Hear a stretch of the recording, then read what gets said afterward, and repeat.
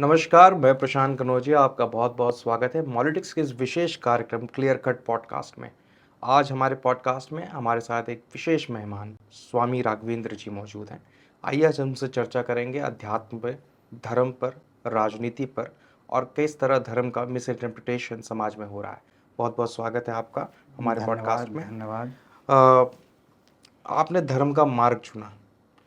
सबसे पहले मैं जानना चाहूँगा कि ये मार्ग क्यों चुना? आप कुछ और भी कर सकते थे, क्रिकेटर बन सकते थे, सिंगर बन सकते थे, राजनेता बन सकते थे, अफ़सर बन सकते थे। धर्म का मार्ग चुनना ये आपकी प्राथमिकता क्यों बनी? इसमें 2-3 बातें थीं। एक तो मैं काशी में अध्ययन किया संस्कृत वाङ्मय में दर्शन, उसमें जी। खासकर सांख्य दर्शन, तो मेरी दार्शनिक अभिरुचि जगती रही। बीच में फिर अध्ययन के दौरान ही मैं कई आश्रमों में रहा, कई गुरुओं के सानिध्य में रहा।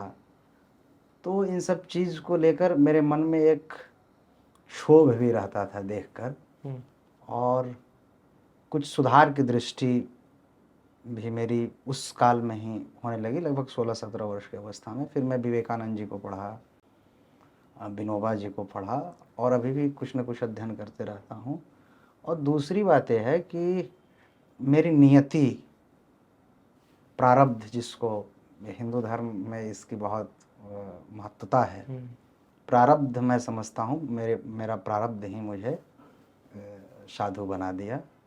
इस कारण आया, और अभी जिस तरह से पिछले 2-3 वर्षों से पूरी भारत यात्रा किया, नर्मदा जी की परिक्रमा करी, तो इन सब चीज़ को देखकर एक तो मन में बहुत क्षोभ भी है वर्तमान परिस्थिति को देखते हुए। तो इस तरीके से पूरी तरह से संपूर्णता से धर्म का मार्ग मैंने भारत यात्रा के बाद चयनित कर लिया। पर अब लोगों का ये भी सवाल है कि आजकल मार्केट में बहुत सारे बाबा आ रहे हैं। तो क्या ये कारण तो नहीं था कि बहुत सारे आ रहे हैं तो मैं भी बन जाऊँ? ये नहीं, ऐसा कुछ नहीं है। ये है, आप जो हुँ, कह रहे हैं हाँ, कि मार्केट। हाँ, एक बड़ा महत्वपूर्ण श्लोक मैं सुबह महाभारत का वो कर रहा था, हाँ, पारायण। हुँ, कुछ श्लोक, कुछ महाभारत के रोज मैं पढ़ता हूँ। जी, जी। तो ये जो धर्म का वाणिज्यीकरण है, हुँ, इस पर देखिए कि कितना प्रोग्रेसिव है हिंदू धर्म। हुँ, ये महाभारत के अनुशासन पर्व में 162वां अध्याय 61 श्लोक हुँ, कहता है, एक एव चरेत धर्म न धर्म ध्वजिको भवेत, हुँ, धर्मवाणी का हेते ये धर्मम उपभुंजते। हुँ, मनुष्य को क्या चाहिए? धर्म का दिखावा नहीं, हुँ, धर्म का व्यापारीकरण नहीं, धर्म का वाणिज्यीकरण नहीं, हुँ, वह अकेला धर्म का आचरण करे। हुँ, ठीक यही बात भगत सिंह का पूरा आदर्श जो राज्य है हुँ, स्थापित करने का, हुँ, वो भी ठीक यही बात कहते हैं हुँ, कि धर्म निजी मामला होना चाहिए। बिल्कुल। तो महाभारत का आदेश है कि धर्म निजी मामला है। हुँ, धर्मध्वजी अर्थात धर्म का दिखावा करने वाले लोग हुँ, कभी न बने। हुँ, मनुष्य को उपदेश महाभारत कर रहा है कि धर्म का दिखावा न करे, धर्मध्वजी न बने। हुँ, क्योंकि धर्म को जो जीविका या साधन या उसके नाम पे अपना जीवन चलाता है, वो धार्मिक नहीं, वो धर्म का व्यवसायी है। हुँ, और संयोग से, यद्यपि मैं तो कास्टलेस सोसाइटी को मानता हूँ, हुँ, लेकिन मेरा शरीर जिस कुल परिवार का है, हुँ, हम लोग ब्राह्मण ही हैं, हुँ, लेकिन हमारे पूर्वजों ने काफ़ी पहले हुँ, पुरोहिती को त्याग करके और कृषि कर्म को अपनाया। अच्छा। तो इसलिए मेरे अंदर ऐसी कोई भावना भी नहीं थी कि हम हुँ, ये बाबा बन के और हुँ, पुरोहिती वाला कोई जी, प्रकर्म मेरे मन में कभी न रहा। जी, क्योंकि शरीर आपका, जहाँ शरीर, जहाँ जन्म, शिक्षा दीक्षा आपके संस्कार में बहुत महनीय योगदान देता है। तो इस तरह की कभी कोई भावना नहीं रही कि ये बाबाओं के आज के दौर का जो हुँ, चल रहा है हुँ, व्यापारीकरण, और एक तरह से जैसे हीरो हीरोइन बनने का लोगों का हुँ, शौक रहता था, हुँ, वैसे आजकल वो हाँ। मार्केट में है। लेकिन इस तरह का मेरा कभी कोई भाव नहीं रहा। ईश्वर की बड़ी कृपा रही। आपका मैं देख रहा था कि आप एक सत्य धर्म संवाद एक अभियान चला रहे हैं। हाँ, जहाँ आप घृणा पर प्रेम की जीत, सभी मनुष्य एक हैं, सभी धर्मों में शांति है, जात पात विहीन समाज। ये प्रमुख मुद्दे नज़र आते हैं।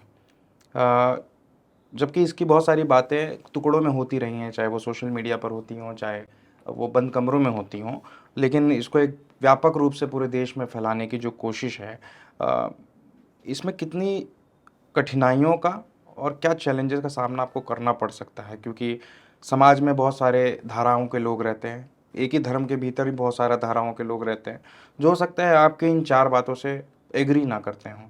नहीं, मेरा मानना है कि प्रेम, सद्भाव, हुँ, सौहार्द, भाईचारा, सह-अस्तित्व तो सारे धर्मों का मूल मंत्र है। हुँ, या सिखिज़्म हो, इस्लामिज़्म हो, जी। बुद्धिज़्म हो, जैनिज़्म हो, हिंदुइज़्म हो, सभी का मूल मंत्र मंत्र तो यही है। हुँ, अब रहा कि ये जो तकनीक और प्रौद्योगिकी के विकास ने मनुष्य के जीवन को सरल तो बनाया है, लेकिन कई मामलों में कठिन बना दिया है। हुँ, मैं बराबर इसको कहता रहा हूँ। हरिद्वार में भी जब हम लोगों ने धर्म संसद किया, तो ये बात मैंने वहाँ अपने साधुओं के बीच रखी हुँ, कि गलत सूचना हुँ, से, जैसे एक बड़ा आजकल चल रहा है, आप देखते होंगे, हुँ, अहिंसा परमो धर्म, धर्म हिंसा तथैव च, हुँ, महाभारत का श्लोक है। हाँ, हाँ, लेकिन इस श्लोक के आगे हुँ, लोग कहते हैं कि अहिंसा परमो धर्म, हुँ, और इसके आगे है धर्म हिंसा तथैव च, लेकिन हुँ, ये नहीं है धर्म हिंसा अच्छा, तथैव च। मूल ग्रंथ लोग नहीं पढ़ते हैं। हुँ, तो लेकिन बहुत सारे आदमी इससे वो हैं, आप उनको बताइएगा तो वो आप पे बिगड़ जाएंगे। लेकिन मैं समझता हूँ कि साधु के अंदर शांति होनी चाहिए, और फिर वो शांत मना होकर यदि कोई बात कहेगा हुँ, तो देर से ही, लेकिन लोग सुनेंगे जरूर।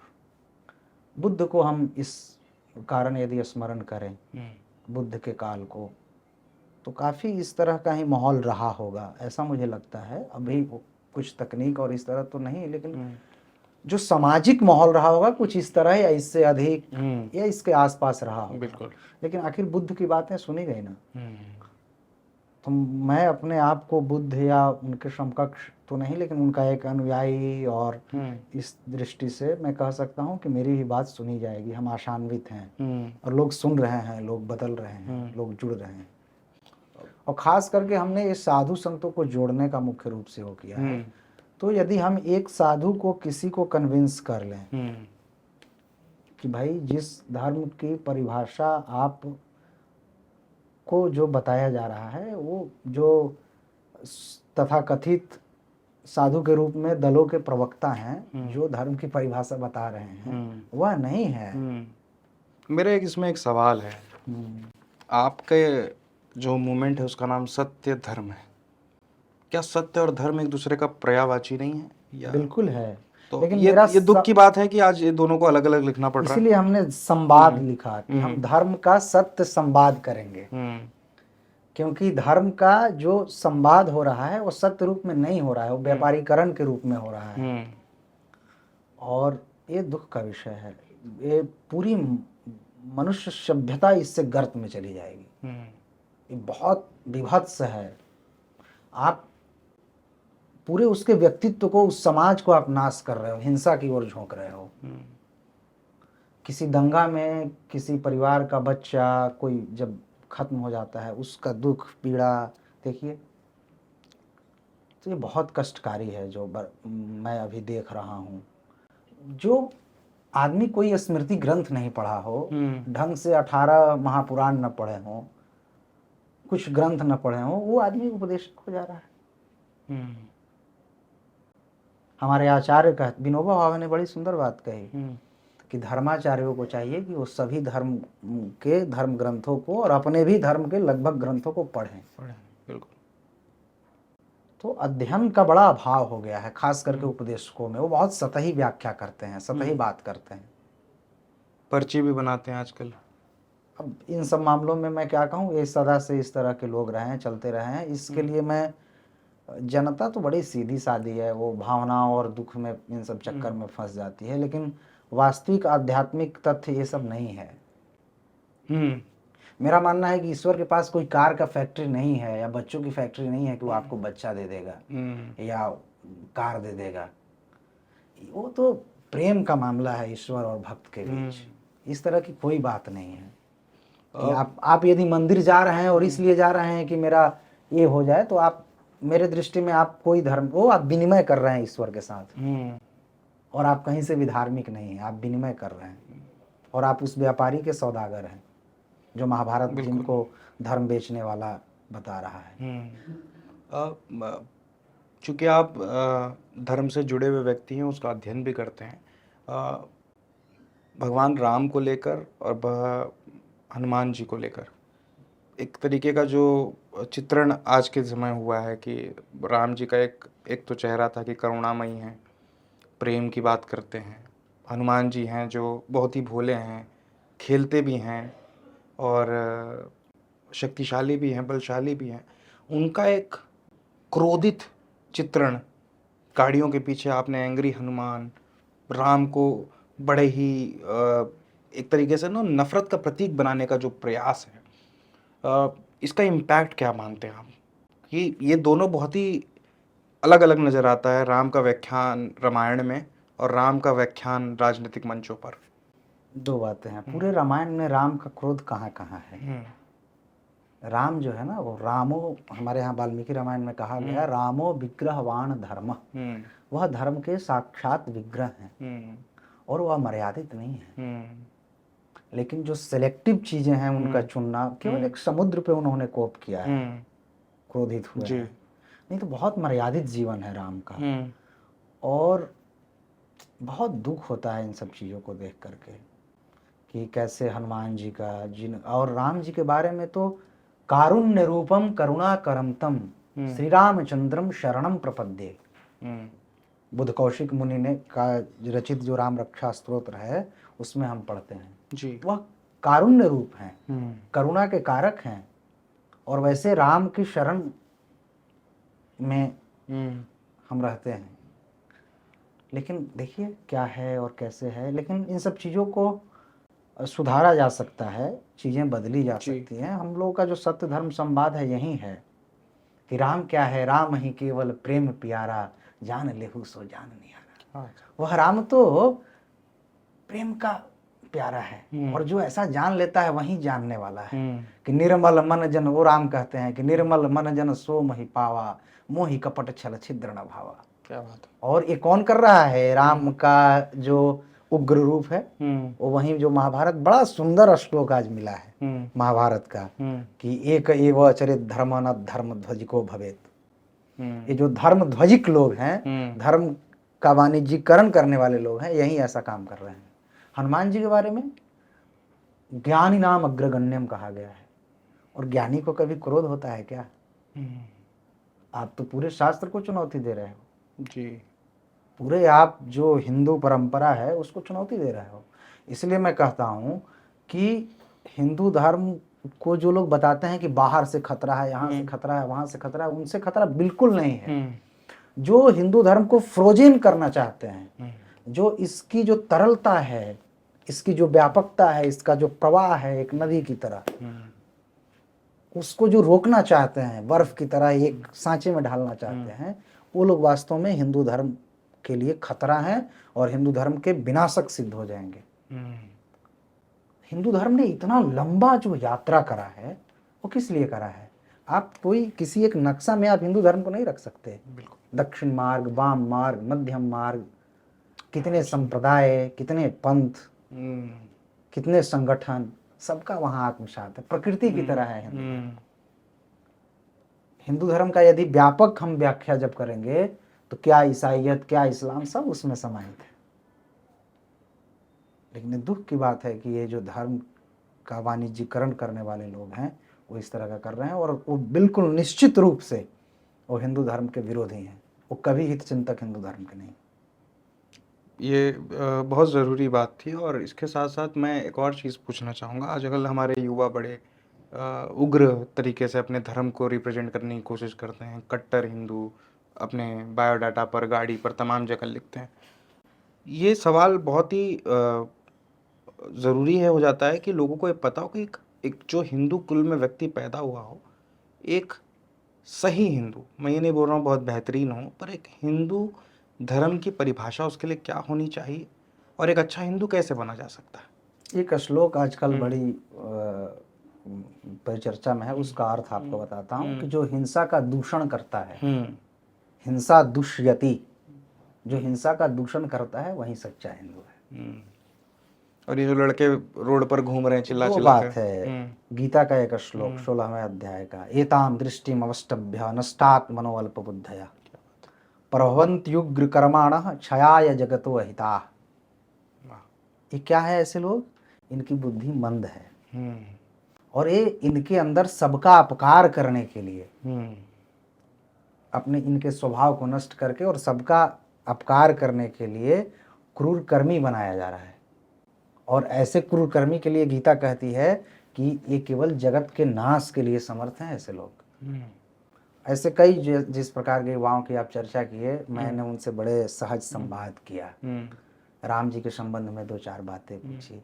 वो राम जी के तीनों माताओं के नाम नहीं बता पाए, बहुत सारी चीजें उनमें है। अज्ञानता, देखिए कट्टरता का जो सबसे बड़ा कारण है, जब जिसकी चेतना जितनी निम्न होगी वह उतना अधिक कट्टर होगा। और आजकल तो लोग सिर्फ अज्ञानी नहीं है, कुपड़े भी हैं, गलत भी पढ़ रहे हैं। बिल्कुल बिल्कुल बिल्कुल। गांधी जी के बारे में और तमाम जितने भी अच्छे लोग रहे होंगे हमारे समाज में, बिल्कुल बिल्कुल। और उनके बारे में देखिए, दूसरे भारत में जो अन्य लोग रहते हैं, अन्य मत पंथ संप्रदायों के मानने वाले, धर्मों के मानने वाले, उनके खिलाफ कैसी सतही और गलत भ्रामक जानकारी उनके मन में भरी जाती है।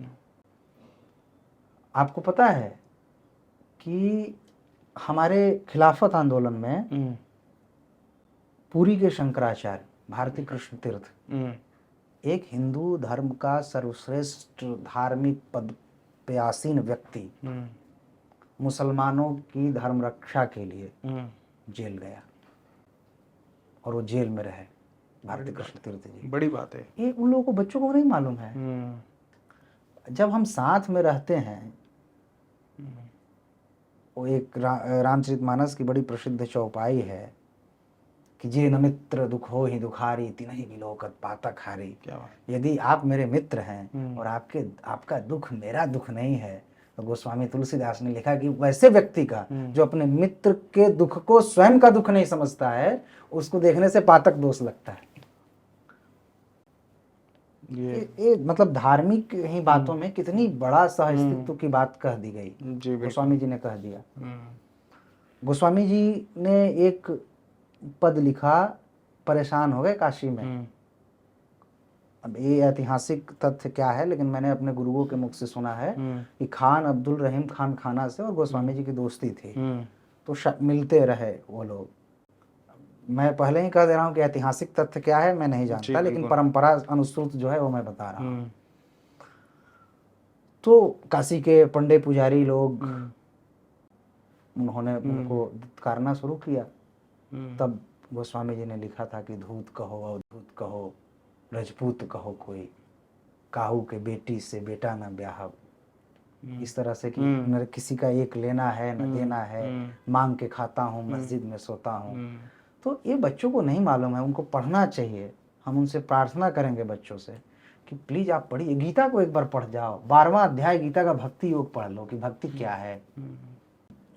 कृष्ण ने बताया है फिर 13वें अध्याय में, सारे अध्यायों में कुछ ना कुछ इस तरह की सूत्रात्मक बातें हैं कि जीवन कैसा होना चाहिए और क्या है जीवन। और हिंदुत्व की जो बात लोग करते हैं, हिंदुइज्म की जो बात है, वो वास्तव में क्या है।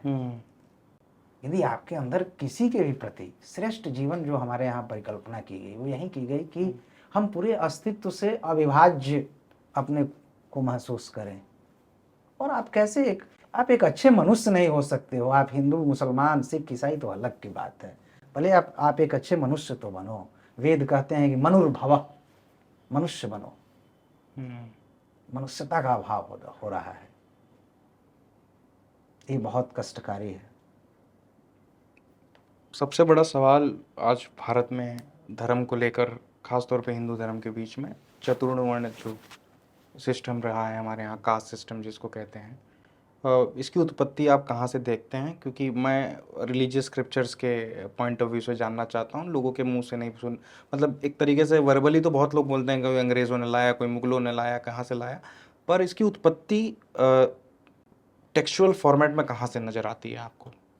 एक जो ऋग्वेद का मंत्र जो बार बार लोग उद्धृत करते हैं, ब्राह्मणवस्य मुखमासीत् बाहु राजन्यः कृतः पुरु तद यद वैश्यः पद्भ्याम गुं शूद्रो अजायत, वो हिरण्यगर्भ पुरुष के मानस सृष्टि की बात है।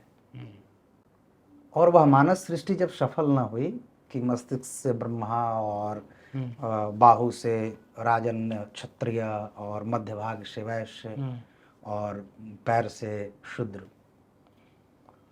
तब मैथुनी सृष्टि हुई। एक तो पहली बात ये।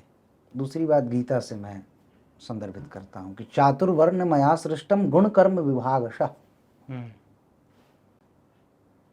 जैसे किसी व्यक्ति की, अमुक व्यक्ति की वृत्ति यदि विद्या में है, पढ़ने लिखने में है, तो गीता की दृष्टि से वह ब्राह्मण है।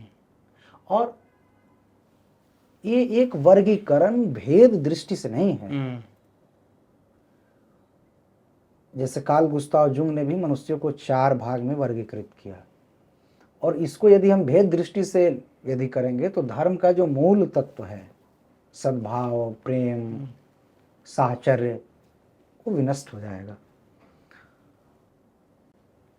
तो जिसकी वृत्ति विद्या में है वह ब्राह्मण है, जिसकी वृत्ति युद्ध में है, मान लीजिए वो किताब भी पढ़ रहा है लेकिन युद्ध के तौर पे किताब पढ़ रहा है, युद्ध के तौर पे लिख रहा है, बिल्कुल, तो वो ब्राह्मण होते हुए भी उसमें क्षत्रियत्व का गुण है। यदि विद्या का व्यापार कर रहा है तो वह वैश्य है। एक ही चीज को कई तरह से देखिए। और यदि उसमें एक तरह से स्थिरता है, जो मिल गया उसी में संतुष्ट है, तो उसको गीता की दृष्टि से वो शूद्र है। अब रहा कि एक चीज हुआ है, एक केवल भारत में ही नहीं पूरे विश्व में, कि धर्म के नाम पर और धार्मिक श्लोकों, मंत्रों और इनको उद्धृत करके जनता पर शासन करना, और ये लंबे समय से होता आया है। लेकिन मैं समझता हूँ इसको पुनर्व्याख्यायित करना चाहिए। इसके लिए मैं गीता का एक, महाभारत का एक श्लोक मुझे बड़ी महत्वपूर्ण है। भवत्य धर्मो धर्मो ही धर्मा अधर्म उभावपि कारणाद देश कालस्य देश कालः सतादृशः। जो कभी किसी काल में अधर्म था, किसी युग में अधर्म था, वह कभी धर्म है। और हो भी सकता है। धर्म और अधर्म दोनों काल और देश की सीमाओं से आबद्ध है। ये लंबा काल हो गया इस मंत्र को और इस श्लोक को व्याख्यायित किए हुए कि चातुर्वर्ण मया सृष्टम और ब्राह्मणवस्य मुखमासीत् बाहु राजन्यः कृतः। क्या बिल्कुल फ्रिक्वेंटली इस बात को कह रहा हूं, क्या जो गंगा किनारे का जो पंडा है, जो आपको संकल्प कराता है, उससे संकल्प पढ़ने आता है? वो संध्या गायत्री करता है? मनुस्मृति के ही दृष्टि से यदि वो जो सो कॉल्ड ब्राह्मण है, जो संकल्प करा रहा है कि गंगा जल ले जाओ, वो किस दृष्टि में है? मनु ने कहा है कि वैसा व्यक्ति जो संध्या गायत्री से संपन्न नहीं है, वैसा ब्राह्मण, उसको दान मत दो। दान देने के लिए पात्रता का वो करो कि वो अपात्र है, अपात्र है। तो इस तरीके से जो ये ब्राह्मण, क्षत्रिय, वैश्य और शूद्र, मुझे लगता है कि एक काल पा करके अब इन सब चीज़ों की चर्चा बंद हो करके, और जो भक्ति काल में रामानंद, कबीर, रैदास, धन्ना, पीपा, सेन नाई इत्यादि लोगों ने जो बातें कही, उन तरीके से अब हिंदू धर्म को पुनर्व्याख्यायित करना चाहिए। और आप पाएंगे कि वर्तमान का हिंदू धर्म रामानंद संप्रदाय के बिल्कुल उस रूप में है या उसके आसपास है। समाज में लोकतंत्र की महीन चक्की ने बहुत सारी चीज़ों को पीस दिया है और भविष्य में भी पीस देगा। और इन सारी चीज़ों में भक्ति युगीन संतों, कवियों का महत्वपूर्ण योगदान है, मैं ऐसा मानता हूँ। और हिंदू धर्म की व्याख्या इन संत कवियों की दृष्टि से ही होनी चाहिए, ऐसा मेरा मानना है। इसलिए ये अप्रासंगिक है ये इन बातों को।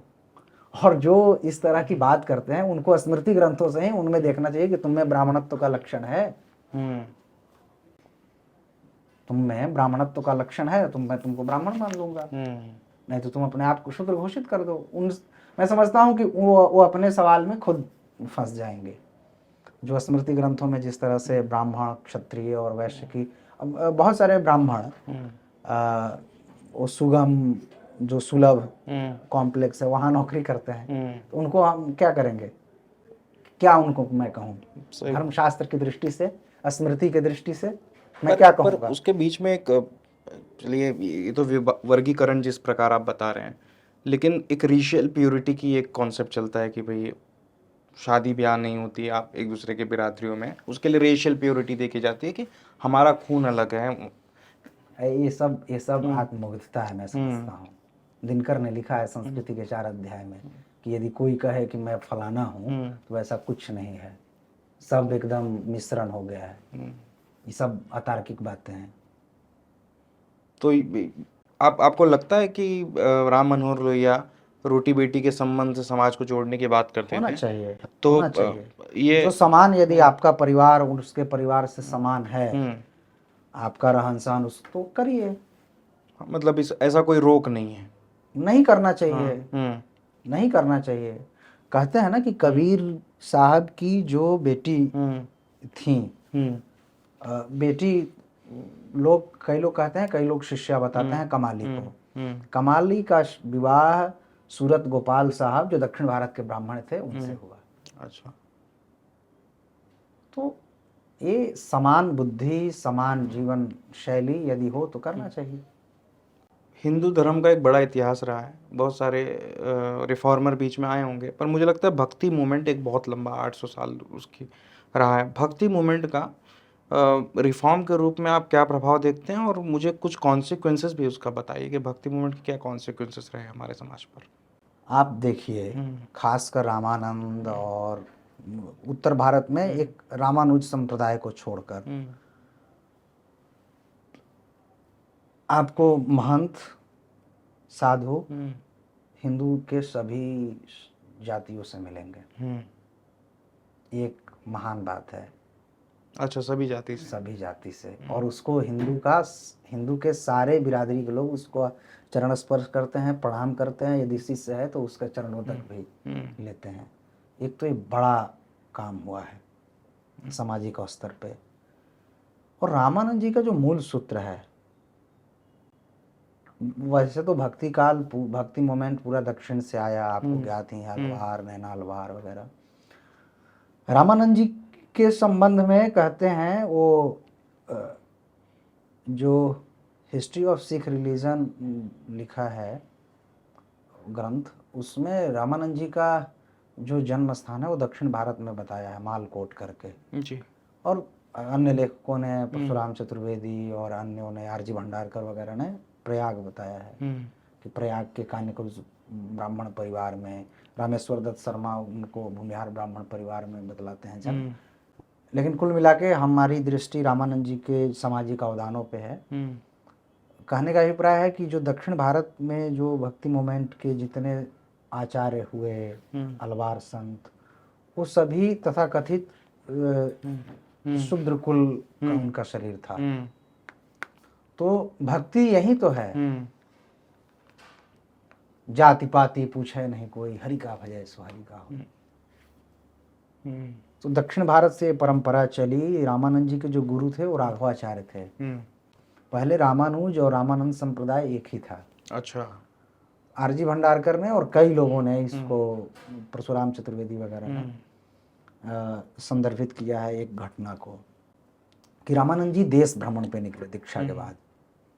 तो वो देश भ्रमण पे निकले तो दंड संन्यास जो होता है, जिसको शास्त्रीय शब्द में लिंग संन्यास कहते हैं, वो केवल ब्राह्मण कुल में जिसका जन्म रहेगा वहीं लेगा, जो वो साधु लेकर चलते हैं साथ में। अच्छा, जो आपने देखा होगा शंकराचार्य वगैरह, हाँ, भद्राचार्य जी भी लेके चलते हैं। हाँ हाँ। तो रामानंद जी देश भ्रमण पे निकले तो इन्होंने ये नहीं देखा कि ये भिक्षा ब्राह्मण के घर से आ रहा है, कि क्षत्रिय से आ रहा है, कि वैश्य से आ रहा है, शूद्र से। जी। सभी की भिक्षाओं को उन्होंने ग्रहण किया। तो जब वो आए काशी हम्म, तो उनके गुरु के यहाँ सारे जो गुरु भाई लोग थे, अमूमन जैसा होता है, सब लोगों ने किया कि अरे ये तो खान पान का कुछ मानता ही नहीं है। तो बाद में ऐसा कहते हैं कि शिष्यों के दबाव में गुरु ने उनको रिस्ट्रिकेट कर दिया। अच्छा। ऐसा कई किताबों में लिखा उल्लेखित है। तो बाद में रामानंद जी ने अपना हम्म, संप्रदाय स्थापित किया और चलाया, और जिसमें उस समय महिलाओं को दीक्षा देने की परंपरा नहीं थी। तो सुरसरी को, पद्मावती को दीक्षा दिया, जो 12 उनके शिष्य महाभागवत शिष्य हुए उनमें ये हैं।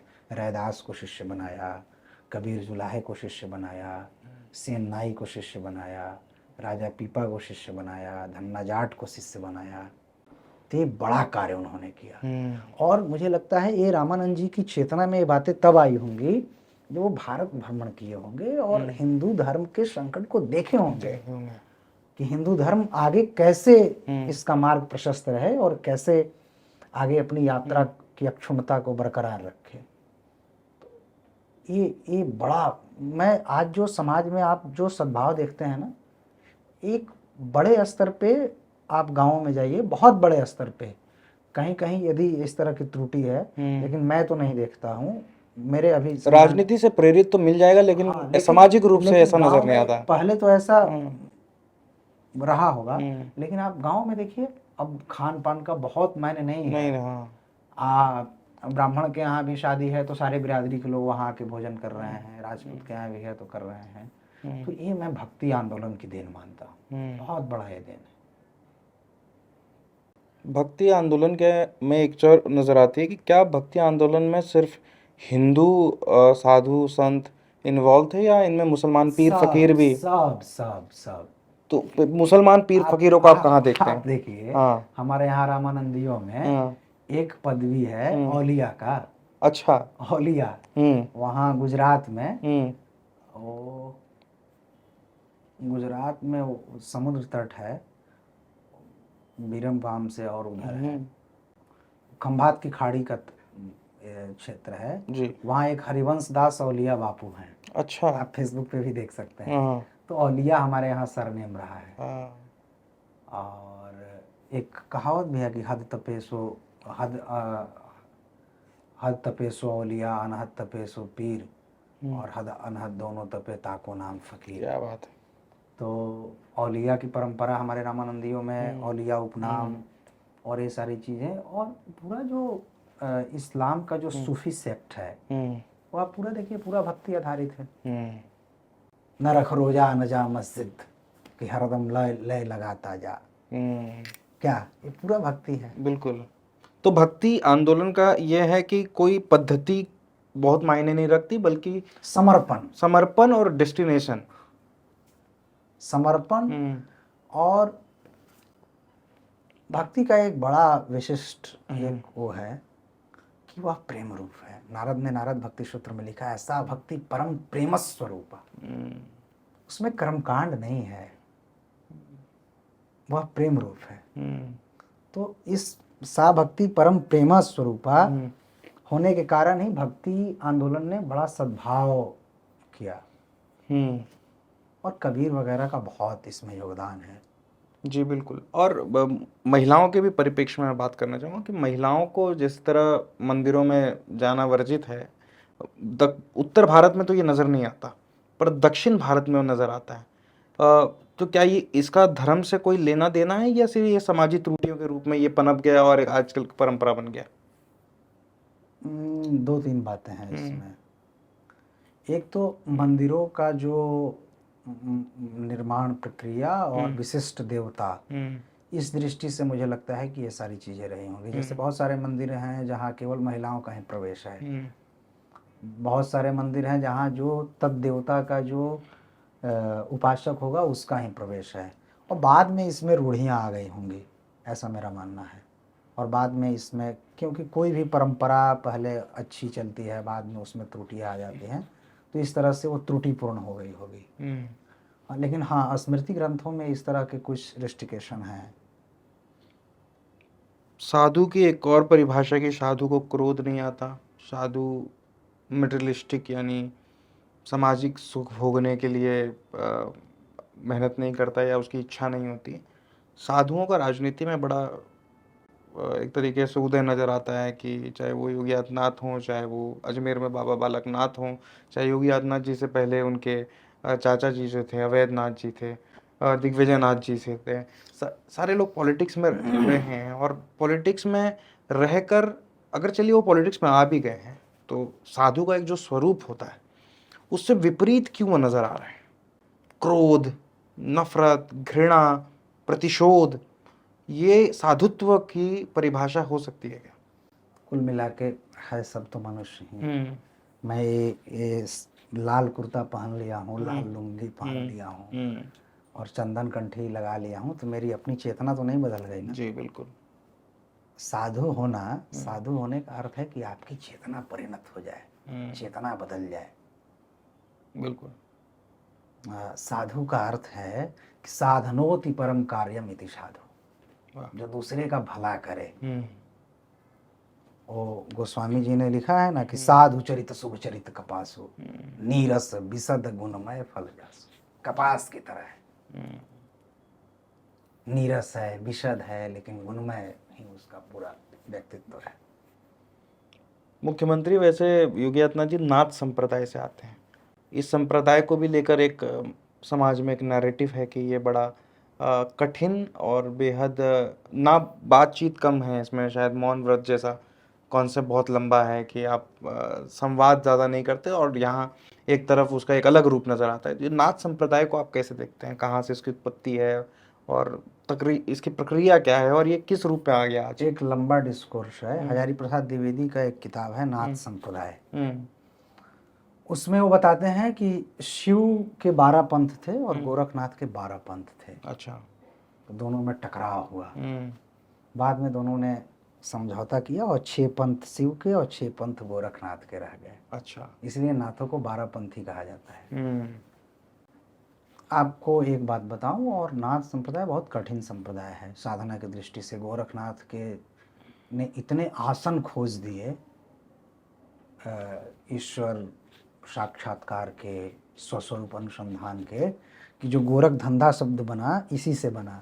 कि क्या करूं, ये करूं, ये करूं, ये करूं, ये करूं। इतना मार्ग गोरखनाथ ने खोजा, इतना ब्रॉड। और वास्तव में बहुत मर्यादित, बहुत संयमी और दुनिया से दूर नाथ संप्रदाय का इतिहास रहा है। और बहुत गौरवपूर्ण इतिहास है नाथ संप्रदाय का। और बहुत, आपको यूं कहूं कि तत्कालीन संप्रदायों में सबसे ज़्यादा प्रगतिशील चिंतन किसी का रहा है तो नाथ संप्रदाय। अरे वाह। आपको जान के आश्चर्य होगा कि काबुल में एक नाथों का गद्दी है। काबुल, अफगानिस्तान? जी। तो काबुल में वहाँ हाजी पीर रतन नाथ, हाजी पीर रतन नाथ वहाँ के एक मस्ताने का सफर काशी से तेहरान तक। काशी में एक बड़े प्रसिद्ध अघोर संत हुए भगवान राम। उन्होंने अपने यात्रा संस्मरण में बहुत अच्छा इसका उल्लेख किया है। तो रतननाथ के का जो धूना है वहाँ मुसलमान भी आज भी, अब आज की क्या स्थिति है, लेकिन उस किताब के अनुसार शायद वो 60 या 70 में, 1960-70 में वो यात्रा उन्होंने करी थी। अच्छा। तो आज भी वहाँ उस काल में मुसलमान वहाँ जाएं, और वहाँ का जो पुजारी था उस धूने का, वो मुसलमान था। अच्छा। हाँ। और मुसलमानों के झुकाव रहे नाथ संप्रदाय में, इसके लिए हजारी प्रसाद द्विवेदी जी लिखते हैं कि खान पान की बहुत ज़्यादा वो नहीं रही नाथ संप्रदाय में। एक तरह से वो वाम मार्ग और दक्षिण मार्ग दोनों की साधना उसमें रही। पंचमकार की, मांस, मीन, मैथुन, मुद्रा और मदिरा। तो नाथों में जो शराब सेवन करने वाला जो एक पंथ है जो अपने साधना में इस तरह पंचमकार का करता है, उसको मग्गा मार बोलते हैं। अच्छा। तो ये कारण रहा। कहते हैं गोरखनाथ मंदिर में भी हमने अपने बचपन में देखा है कि मेरे गांव के 1-2 मुस्लिम लोग जो जुलाहा बिरादरी के थे, जहाँ का मेरा शरीर है, तो वो लोग या उनके रिश्तेदार के लोग, ऐसा हमने सुना, उतनी तो बचपन में उतनी चेतना नहीं रहती है, लेकिन महिलाएं आती रहीं मेरी माता जी से संवाद वगैरह कि फलाना आदमी भाग गेल है और वो जोगी हो गेल जाके गोरखपुर।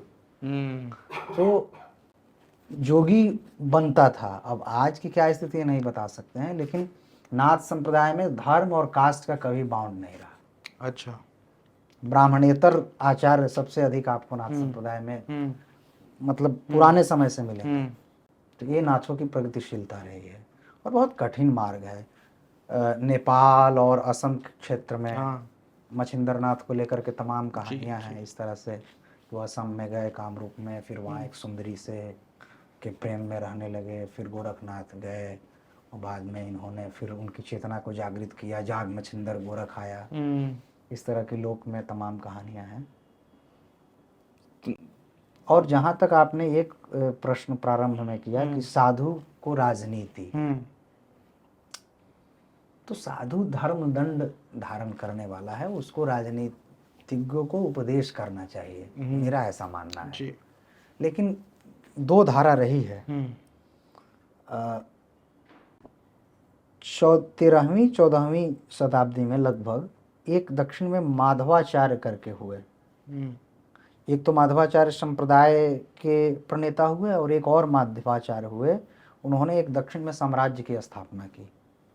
तो जो राजनीति में रहने वाले साधु हैं वो अपना प्रेरणा स्रोत उन्हीं माधवाचार्य को बताते हैं। अच्छा। तो मैं समझता हूँ कि ये लोग उस मार्ग के अनुयायी हैं जो चाहते हैं कि धर्म सत्ता और राज सत्ता दोनों मेरे हाथ में होगी, तो हम जैसे चाहेंगे वैसे चीज़ों को। निरंकुश शक्ति का चाह रखने वाले लोग ये मार्ग को अपनाते हैं, क्योंकि धर्म और राजनीति अगर आपके हाथ में आ जाती है तो अनैतिक चीज को भी आप नैतिक बनाने में बहुत सफल हो सकते हैं। हो सकता है, हो सकता है। लेकिन धर्म, मैं समझता हूँ कि धर्म के पृष्ठभूमि वाले लोगों को राजनीति से एक दूरी बना के रहनी चाहिए। राजनीति का धर्म होना चाहिए, धर्म की राजनीति नहीं होना चाहिए, जो कि हो रही है। ये सदा से होती आई है। हो किसी काल में अधिक हो जाता है, किसी में कम रहता है। आपके लिए भी हिंदू और हिंदुत्व में अंतर है? बिल्कुल है। मैं चाहूंगा आप इसको जरूर बताएं कि इनमें अंतर क्या है। तो शब्द से ही प्रकट हो रहा है, लेकिन आजकल उसे पर्यायवाची के रूप में इस्तेमाल किया जा रहा है। तो जो श्रोता हैं, जो हमारे समाज के बच्चे हैं, उनके लिए एक डॉक्यूमेंट्री एविडेंस होना बहुत जरूरी है। तो जो उन्हें हिंदुत्व तो अभी वर्तमान में एक रूढ़ अर्थ हो गया है हिंदुत्व का, कि जो फ्रोजन करना चाह रहा हो हिंदू धर्म को। और हिंदू शब्द जो है वो एक विराट अर्थ लिए हुए है।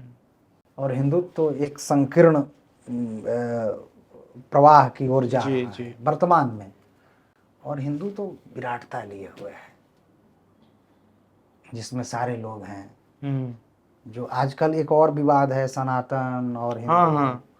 तो गांधी जी, इस संदर्भ में गांधी जी बड़े प्रासंगिक हैं, उनको याद करना चाहिए। गांधी जी को करपात्री जी ने भी चिट्ठी लिखी थी और कई लोगों ने भी।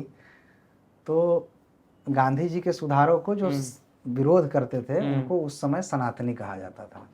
गांधी जी के विचारों का जो विरोध गांधी जी के सुधारों को जो गांधी जी ने फिर हरिजन उद्धार और ये सब कार्यक्रम जो चलाए, इसका विरोध लोग कर रहे थे। तमाम उस समय धर्माचार्य थे, बहुत सारे लोग गांधी जी के साथ थे। हमारे रामानंद संप्रदाय के द्वितीय रामानंदाचार्य कहे जाने वाले, मुझे गर्व है कि मैं रामानंद संप्रदाय में दीक्षित हुआ हूँ। भगवताचार्य जी ने गांधी जी की जीवनी संस्कृत में लिखी,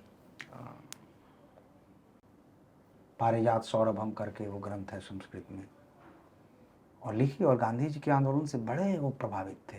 और जो चातुर्वर्ण मया सृष्टम गुण कर्म विभागशः और ब्राह्मणोऽस्य मुखमासीत् जो जाति वाला है, उसका बड़ा उन्होंने रेडिकल और बहुत विरोधी अर्थ किया है कि वो कौन सा भगवान है जो मुंह से बच्चा पैदा करता है और ये करता है वो करता है, इस तरह से। इसके लिए भगवताचार्य जी की आत्मकथा देखने योग्य है। पुरुषोत्तम अग्रवाल ने अकथ कहानी प्रेम की में उस चीज़ को उद्धृत किया है जो भगवताचार्य जी ने इस चीज़ का विरोध किया। तो इस संदर्भ में गांधी जी को याद किया जाना चाहिए। हिंदू, हिंदुत्व और सनातन। हिंदू हिंदुत्व नहीं है। हम्म, और यदि गांधी जी के परिप्रेक्ष्य में कहे तो जो आज लोग कह रहे हैं कि सनातन, मुझे ऐसा कोई शब्द अभी तक तो नहीं मिला है, आगे मैं नहीं दावा नहीं कर रहा हूँ, जी। लेकिन अभी तक कोई सनातन धर्म इस अर्थ में नहीं मिला है कि जो सांगठनिक स्वरूप में हो। हाँ, नास्तिकता की जगह है हिंदू धर्म में। बिल्कुल।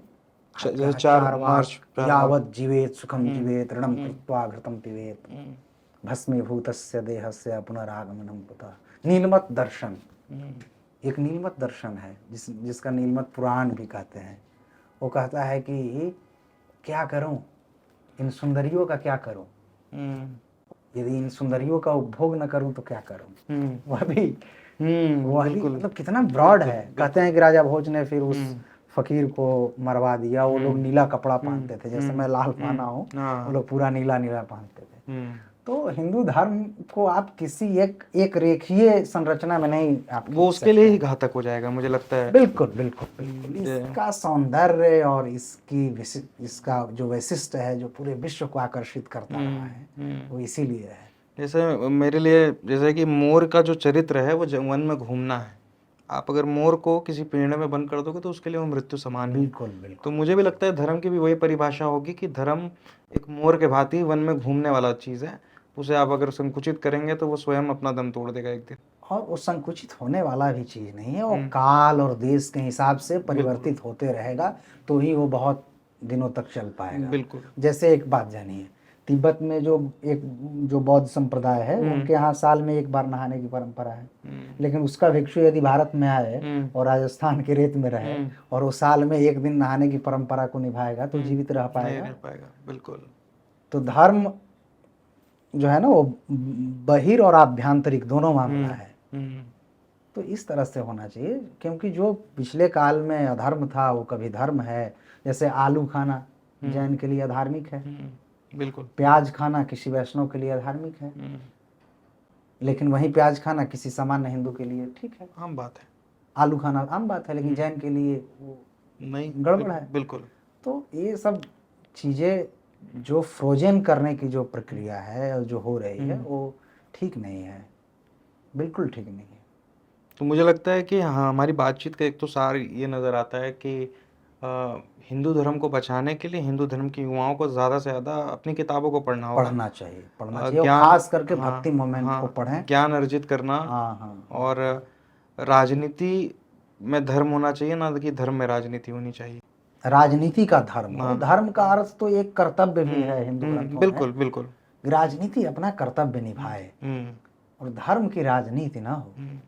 राजीव गांधी जी ने इस विषय पे एक व्याख्यान भी रखा था, रजनीश का इस पे बड़ा अच्छा परिचर्चा है। और नफरत का भी पर्यायवाची ना बने, जो कि एक तरीके से उपद्रवी चेहरा आज एक नजर आता है हमें समझ में। धर्म ही नहीं है जो उपद्रवी है। धर्म यो बाधते धर्मो न स धर्म कुधर्म तत् अविरोधातु यो धर्म स धर्म सत्य विक्रम।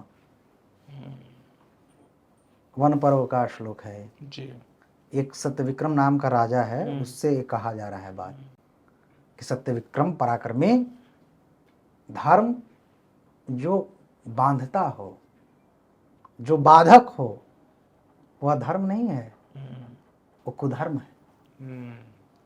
जो अविरोध जिसका हो, जो किसी के अस्तित्व का खंडन न करता हो, जो सहअस्तित्व को जीना चाहता हो, यो धर्म सधर्म, वही धर्म है। खास करके महाभारत तो बड़ा गजब ग्रंथ है। कहा जाता है कि यद महाभारत नास्ति तत् कुत्रापि नास्ति, कि जो महाभारत में आपको हर चीज मिल जाएगा महाभारत में। तो कितनी प्रगतिशील, और बहुत पहले यदि ऐतिहासिक दृष्टि से देखें तो 5वीं शताब्दी या गुप्त काल को इन पुराणों और महाभारत आदि के रचना काल बताया जाता है। लेकिन भारत के लोक में ये कथाएं रही होंगी, इस काल में संग्रहण उसका हुआ होगा। तो ये होना चाहिए कि धर्म को जो लोग नफरती परिभाषा दे रहे हैं वो किसी भी, और ऐसा नहीं है कि केवल हिंदू धर्म नहीं, में वो तो सभी जगह है। सभी जगह हैं। चूंकि मैं एक हिंदू धर्म के प्रतिनिधि के रूप में बात कर रहा हूँ, जी बिल्कुल। तो मैं अपनी ही बात कर रहा ऐसे लोग तो हर जगह मिलेंगे, हर बिल्कुल, देश में बिल्कुल, मिलेंगे, हर देश में। हर संप्रदाय में मिलेंगे। पर मुझे लगता है कि बातचीत बहुत अच्छी रही और मुझे भी बहुत कुछ ऐसी चीज़ें जानने मिली जिसका शायद मुझे कभी ज्ञान ना होता, जो कि कोई बताना नहीं चाहता। तो मुझे लगता है कि मैं शुभकामनाएं दे सकता हूँ आपको कि धन्यवाद, आपका ये जो सत्य धर्म संवाद है, ये मूवमेंट समाज के अंदर प्रेम, भाईचारा और जाति रहित समाज और सबकी समानता की बात करने वाला एक धर्म के रूप में उपजे। मुझे लगता है आप सच में जिस तरीके की आपकी वाणी है या आपका ज्ञान है, हिंदू धर्म रक्षक कैसा होना चाहिए आप उसको परिभाषित करते हैं। बहुत धन्यवाद, बहुत धन्यवाद हमारे साथ जुड़ने के लिए। हम फिर धन्यवाद। जय आपसे बात श्री राम, करेंगे। जय श्री राम।